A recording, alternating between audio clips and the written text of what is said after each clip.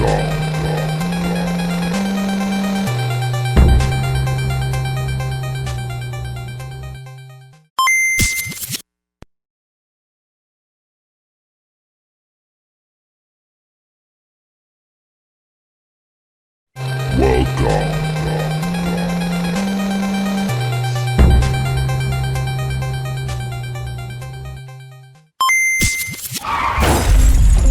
you can't just hit and run like that! Hey, listen, I told you You don't have insurance. Today's your lucky day, because at Cast Insurance, your life is our life. Usually, I promise, this will be a lot quicker than calling the police. Beautiful home you have here. Let's go take a look at that basement. We have guests, I see. they're not like the others. That's no matter, sweetie. You need to unlock the door so we can finalize your policies. We can't help you if you don't let us. No one can help you now. Exactly. Wait, what? We have other policies! Ah, yes. The high-stakes world of insurance sales. How's all that going, anyway? At Cast Insurance, we understand the importance of family, which is why we're here to provide peace of mind. Teeth were pulled, limbs cut clean, and the rest was sent to the kiln. Well, we can't slow down just because those two couldn't take care of themselves. If this lunatic gets me fired, I will kill him. They're not bad people. Don't concern yourself with who they may or may not be. All that matters is our survival. I will stop at nothing until you pay out my son's life policy. I'm not so sure I can do much more to cook these numbers, Paula. I need you to do some real detective work. Get dirt on Mr. Reddy. See if you can find anything that he's hiding. You're messing with the wrong guy. You're all messing with the wrong guy!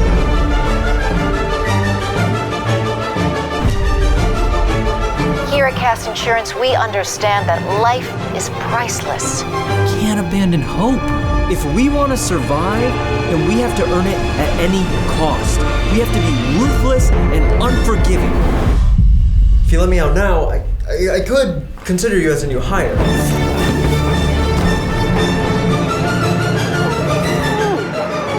Get back to work!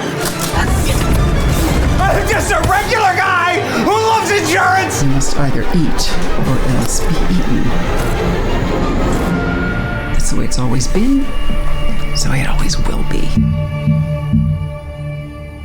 Do they ever eat each other? They would never eat each other. Not unless you gave them a reason to. Welcome to the Q&A of Keeping Company. We have the director and the director, writer, and director with us. And I had a lot of fun watching the movie, and I would like to introduce you to them. How are you guys doing? Hey there. We're doing well. Thanks for having us. Thank you so much for having me. We're so excited to be playing at BIFF. So this is a big deal for us. Yeah. We're happy to have you here. Yeah. Too bad it's not in a regular way this time. Of course. Yeah. Totally. But we're Yeah. making the best of it. Yeah. As long as everyone's staying safe, it's all good. Yeah, it's true. That's the most important part. Yeah. So have you had some difficulties when did you shoot the movie? How did things happen with all this going on? We luckily shot in 2000. Is it 18? It's 18, right? No. We shot in 2019. Yeah. We shot. It's so lost now after this pandemic. You forget what you're. Yeah, time isn't real anymore.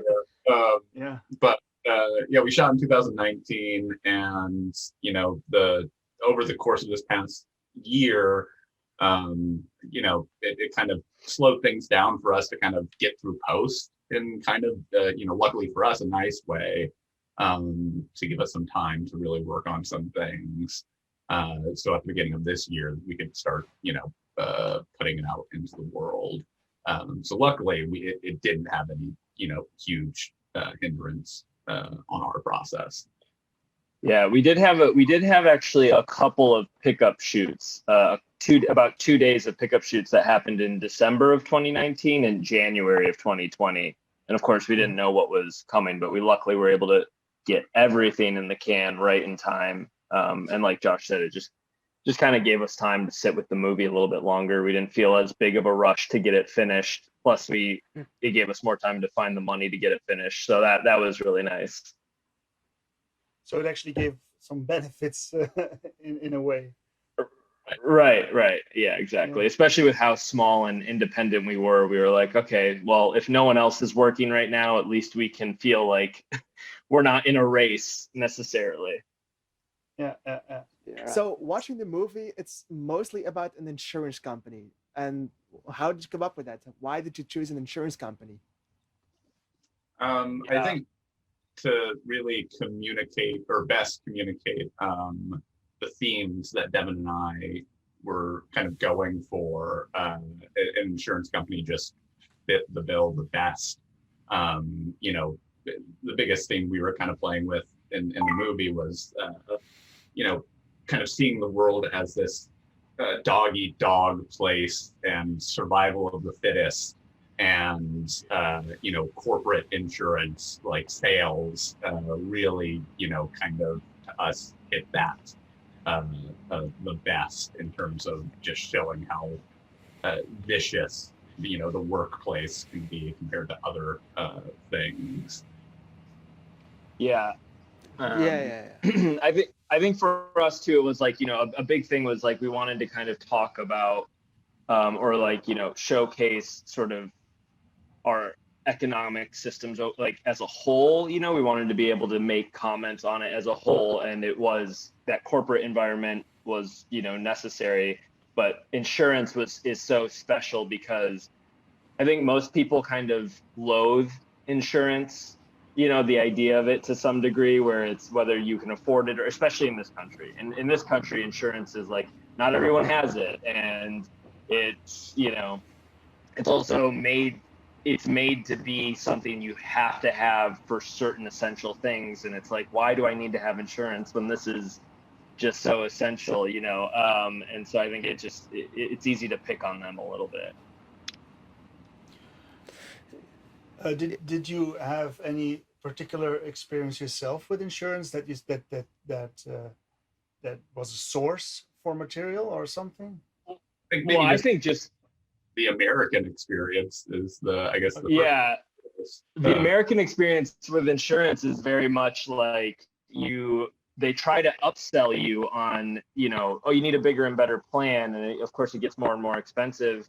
But the worst part about it is, you know, even if you go with the basic plan, or if you do go with the basic plan because that's all you can afford, or maybe you're only able to get insurance through your work or whatever, but it's always never enough. You end up going to the doctor or something, and if you don't have good enough insurance, if you didn't pick a good enough plan, you're stuck with a hefty bill. And it's a scam. In this country, it's a full-on scam. But it's also such a great way to kind of look at the problems in our country as a whole. You know, like we really force people to buy things that they don't need, or things are being sold that don't need to be sold to the extent that they are. You know, it can be a lot simpler, but it's all done in the name of profit. So, and I also think Deb and I have both kind of worked sales positions before. Which kind of helped inform how just terrible and soul crushing that can be. So it was, there were certainly multiple things informing it. I think Josh touched on this, but a big thing was too also like the idea of really feeling the pressure at work to be as productive and efficient as you can be, and we really wanted to showcase that type of pressure that's put on where your dignity as a person, or nothing ever goes appreciated unless you're hitting the right numbers, you know, especially in the corporate world. And so we really wanted to lean into that and play into that too. And insurance and sales numbers are always an easy way to express that. So yeah. All right. And something I was very interested in too is the character traits. How did you come up with those? Because I saw some parallels between the grandma and between the boss of the company, and Lucas was a very interesting character to follow because he didn't really get his grandma and why she was doing this. How did you come up with those? Right. Yeah, we wanted to, the whole thing kind of evolved into the ensemble that it became, because we realized, like, we had these two insurance salesmen who were initially our main characters, but as themes started to kind of bleed through, and as we started to build the world, for us, the world is a reflection of sort of the cynical side of society, the worst in society that Josh and I see, and that we wanted to comment on and reflect on. So within this world, we were very intentional. We had a lot of conversations, but we were very intentional about who the people are in this world. And they're all pretty unlikable. They're all pretty despicable, in their own ways. And we wanted to make sure that we were as intentional with each one of those characters and made sure that they all had their track. We saw it as that each character has a one track, that they all kind of grow, or they all kind of evolve further into who they are, but none of them fully grow an arc like a traditional character in our minds. They are so stuck in their ways, they're so selfish, and they're so out to get what they want to get. So for us, we just started there, and then we built those types of characters and played with the dualities of who the types of people are in this world. Yeah, I think you brought up Lucas, who Devin and I, interestingly enough, looked at as the only person who really arcs throughout the story, who has something to learn and can actually change who he is, which he ultimately does. And he's the one who's kind of born, not taken into his system, but born in that system, and that's all he knows. To us, it was like, oh yeah, that we again, looking at our bigger themes and stuff like that, it's like, well, if you want to change the system, the person who is maybe benefiting the most from it, have to be the one to change it. And that's who Lucas kind of, was to us. Or you have to be the first, to take that step, acknowledge what it is, and again, enact that change. So yeah, it was definitely a very interesting kind of taking who would typically be your, villain, and trying to flip the story on its head and see if we can't arc him, which I think worked. Well, I think like at first too, in our first few drafts, Lucas was your typical Norman Bates type character, where he really is much more of your he really was more of the bad guy. He really was more evil, but we wanted to provide a humanity to every character, so that you could understand at least where they're all coming from and why, and I think that's when things started to kind of shape the way they did, where we realized he might be the most interesting to have a true growth and true arc, whereas everyone else can kind of be stuck in their own ways, and it'd be fun to see that flipped on its head. Yeah, most of them didn't get very far. I mean, did the dad also died abruptly? Yeah. So yeah. didn't see that one Yeah. coming. Well, and everything, the twists and turns that we have in there, we feel are not just for the shock value, but were for and it's so great to hear like that people really were like, oh my God, didn't see that was coming, or this was coming. Again, for us, it was just sort of like, we wanted to play with the idea of like, so much of this is for nothing. What these people are out for, it's all for nothing. Paula, the CEO, all she wants is a yacht. His Mr. Reddy, he just wants to be a successful businessman. So that's all he's got in his mind is success. And it's at the, unfortunately, takes away from his relationship with his son, of course, but then it's also so instilled in his son and all that. And we just wanted to really play with all of that, how so much of it is for nothing, because it's all in the name of, self-gain or profit. So. And that's usually the only people who win are the people on top, which in our case was Paula. Paula comes out a winner. Glengarry, the politician in the movie, comes out a winner. But the people who are kind of trying to work up through the system, such as Sonny or even Mr. Reddy to an extent, and are the losers. Like, they're the ones who ultimately have to pay the price. Or maybe Frank and Danica, if you assume, maybe they go to jail for Paula, or whatever, they have to deal with a murder that they didn't want to take part in. Like, that's what happens because a rich person, the CEO, wanted a vote. Like, and that's the whole. Well, and it's also to play with the idea too of like just sort of it's obviously a very heightened version of it all, but it's sort of the idea that like when someone is gaining so much and it's so concentrated, they're gaining so much, it is at the cost of human life in some way or another, right? Like it is, you're kind of sucking up resources from other people, from the earth itself. You know what I mean? You're kind of sucking it all up, and they're taking it for themselves, and it's at the cost. It's got to affect other people. It does affect it, and we see it in wealth gaps and sort of how people are struggling every day just to make ends meet. And like we I feel like this past year, the pandemic kind of really showcased that in a lot of countries around the world, where it's like, look how especially a lot of these tech billionaires and stuff, their wealth just like increased so much, and then there's so many people without work, and it's just, I don't know, it kind of feels like a good time for this movie to come out. It's also silly. I felt it too.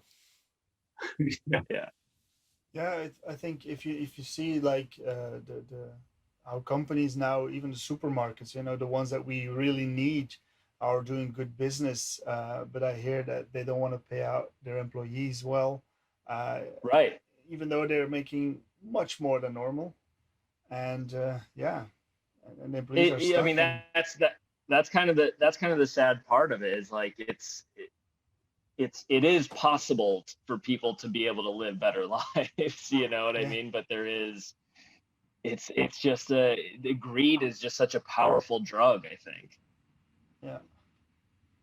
Yeah, unfortunately. This film is meant to spearhead the revolution. This film is kickstart the world into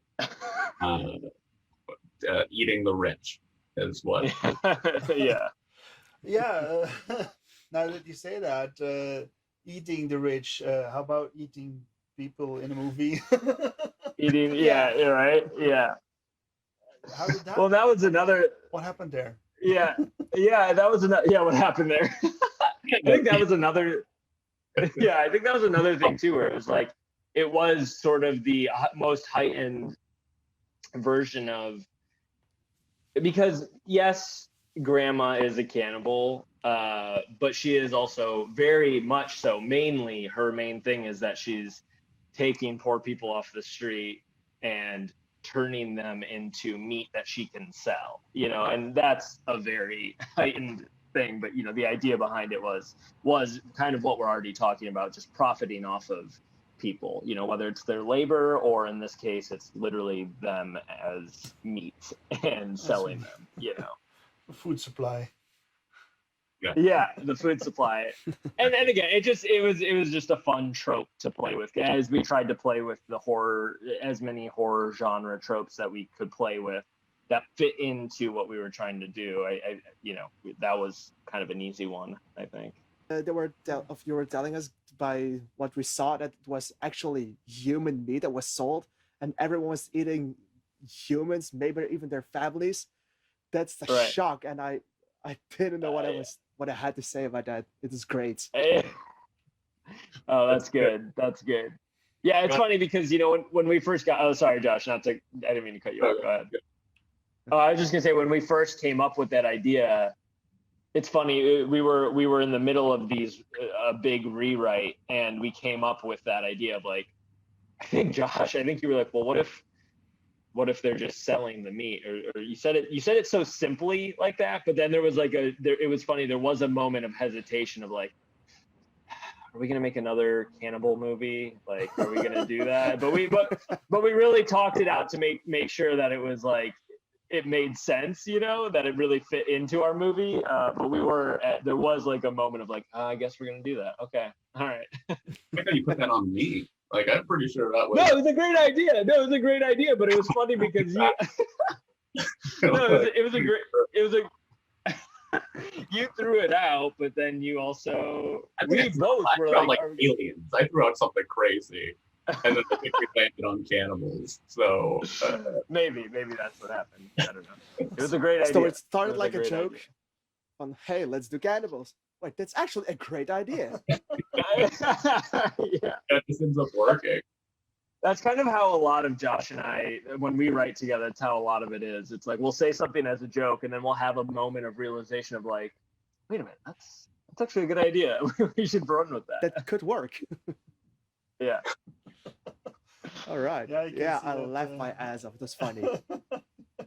You can see that happening. So you guys have been working together for several projects. We've Devin and I have been working together for about 4 to 5 years now. I think maybe something like that. Around that time. I think 5 years, maybe. Yeah. Yeah, maybe 5 years. Just writing unsuccessfully and not getting anything made. You know, we were both kind of started off as assistants out here in Hollywood. So we were working for 2 directors in the studio comedy world. You know, we wrote a bunch of scripts hoping that somebody would, you know, do something with them. That never came to fruition because we're stupid. And we then decided to just take matters into our own hands and just make our own film, which is what you see. And you also kind of have to be stupid to go make an independent film a little bit, like a tiny bit, because it's you have to be naive. You have to be a little naive. You just have to put blinders on and just go for it. Yeah. And that's what we did. Yeah, I mean, Josh and I. Nobody casts you, you cast yourself. Huh? That's what they say. Right. Yeah. I mean, you're looking that prime example right here. You know, Josh and I. Thank you. Yeah, but you know, we had been making short form content for years, individually, actually, and with other people, and then we made a couple of things ourselves on top of writing, like shorts and whatnot. But this was our first big venture. This was our first big thing, first feature that we both produced and whatnot. So yeah, all of this is a new experience for us, and we're learning a lot about the indie film world, actually. So we're very excited. How was it for you as an actor to write something that you, I assume, knew you were gonna play yourself? Is that freeing or limiting? Because maybe you're afraid to give yourself, or no, yeah, that for me, I thought it was, especially because it was my first time acting in a feature, and especially like kind of having to play one of the leads, you know, being able to put myself in that position was nerve-wracking, but it was actually really having been one of the writers on it allowed me to really figure out the character. It gave me so much time, so much prep time, you know, and knowing what the intention of the film was at every step of the way also allowed me to make sure that I honed in my character in the right way. And Josh was so helpful on set with making sure I stayed in the right lane. If I ever went one way or the other too far, you know, whether it was going too comedic or being too dramatic or whatever. But having written it really just gave me a lot of time to really soak the character in, and bringing him to life was a lot of fun, actually. It was also pretty cathartic because, you know, we threw in elements there that are, for me, a bit personal in terms of culturally, you know, the idea and the pressure to be successful or to to level up in society and whatnot, which, you know, wasn't like a crazy pressure from my immediate family, but just generally culturally, especially Indian culture and stuff like that. I saw it a lot in the community, felt it a lot, and you know, you just hear the expectation quite a bit. So for me, it was really cathartic to kind of play out that what I felt is the worst version of what could be the worst version of myself, even. Well, we're all I think always ourselves. So it's good if you can sort of experiment what you want to put into it, into a movie like this. I can assume it brought you Right. to places. Yeah. No, it was great. And how was it for you to direct while you are directing an actor who co-wrote it? Did that give some difficulties or conflicts in opinions, Josh? I think, I mean, Devin and I were pretty set on what the, you know, movie, like what it was, who the character was, and then overall what the movie was. I mean, there were probably some points where we, you know, Devin was like, "Hey man, what are you doing?" You know, and just like as a checking in kind of thing. But I think in a good way, in like a way that he's a producer on the film as well, and sometimes you have to kind of like, you know, navigate that correctly. And it's just like it's a lot to. It's my first feature film, so it's a lot to manage. So Devin was certainly, having him there constantly on set was such a helpful thing. You know, in the fact of like him being able to operate as a producer and the co-writer, and to kind of like reaffirm things of like, hey, this is what we always set out to do, or whatnot. So it was like super helpful. And then like him just knowing the script so well and knowing the character so well, it you know, that just kind of took a lot of weight off of like, I don't have to like babysit his performance in any, you know, meaningful way. It's like Devin knows what this is, and you know, is he can tap into that being an asshole so easily.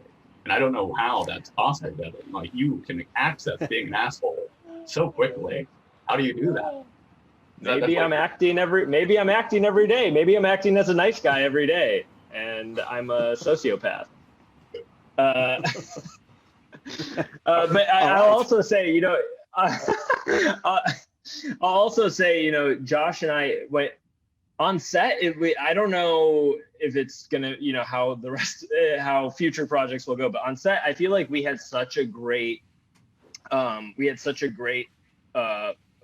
mode of communication. Like, I feel like we were able to, like, there was never conflict. It was always like, all right, let's talk this out. Like, we got to talk this out, whether it was about my performance or it was about, you know, a different, you know, a scene that I'm not even involved in. But it was always very much like we were just like so on our toes. We were like, we just got to figure it out. There's no need for any sort of tension or argument or anything like that, because I think we both had the same goal in mind. But you know, the writing process for us, and I will say this project definitely, I think we found really how we work best together. But the writing process, that's when it always is like, there's always a little bit of like, oh no, I think it should be this way. No, I think it should be this way. You know, but we spent so much time on figuring that out that once we were on set, it felt like we both knew, like, it's got to be this way. It's got to be this way. You know, so we were on the same page a lot for problem solving, which was nice. How long did you shoot? We shot for 18 days, and we had a couple pickup days beyond that. Mm-hmm. Yeah, it was 18 principal photography days, and then I think we might have had as many as 5 pickup days, but that was throughout the course of a year, basically. Yeah. All right. And are you working on some future project right now? Yeah, we have. So we are producing a film that I wrote. It's a very similar tone, dark comedy thriller, And beyond that, we're kind of starting to go back. Deb and I, again, we've working together for 5 years, so we have like a lot of ideas that we've been sitting on, and we're starting to kind of, really kick around some of those ideas to kind of get to our follow-up of what this film would be, assuming that anybody lets us make another movie ever again. So yeah, I don't know if you have anything. No, yeah, I mean, we'll probably always be making kind of weird genre-y films, but we'll always have humor tied in because we come from our comedy backgrounds, or just kind of our initial instinct is to make a joke of something, but we'll always be playing in this field, I think, a little bit of mixing genres and having fun with characters in the world like that. Well, I do hope that you bring it to the BIFF for the next project of you'll course. do, because we want to meet you for real, huh? Yeah, we need to show up in person and meet the crowd and meet all of you and experience it. So yeah, we'll bring our mariachi band with just like Guillermo did. We had a mariachi band on set every day. Very important to the film. Yeah, it is very important, absolutely. Yeah. Sets the mood. Yeah. Well, the thing is, the experience of the BIFF, it's not the same this year, so you can't see it, but it's people say it's the best festival in the world. I mean, and I personally have to agree. Since I came on as a volunteer, I had so much fun there, and the audience, it's unique. So you have to experience it. I believe it.